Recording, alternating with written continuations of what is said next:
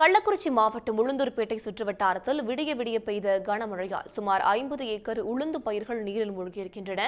இது தொடர்பான கூடுதல் தகவல்களை செய்தியாளர் ரமேஷ் பாபுவிடம் கேட்கலாம். ரமேஷ் பாபு, விரிவான தகவல் என்ன? வணக்கம்.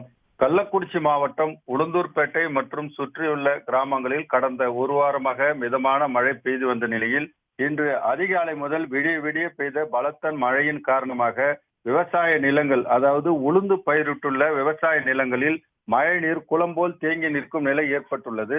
இந்த உளுந்தூர்பேட்டை அந்த ஏரி மற்றும் நீர்வரத்து வாய்க்கால் பகுதியிலிருந்து அதிக அளவிலான மழை நீர் செல்வதால் அந்த அருகில் உள்ள அந்த விவசாய நிலங்களில் பயிரிடப்பட்டுள்ள உளுந்து செடிகளில் தற்போது இந்த மழை நீர் தேங்கி பாதிப்படைந்துள்ளதாக விவசாயிகள் தெரிவித்துள்ளனர். சுமார் 50 ஏக்கர் பரப்பளவிலான இந்த உளுந்து பயிர் பாதிக்கப்பட்டுள்ளதால் விவசாயிகள் கவலை அடைந்ததுடன் காலையிலிருந்து அந்த வயலில் தேங்கியுள்ள தண்ணீரை வெளியேற்றும் பணியில் ஈடுபட்டு வருகின்றனர்.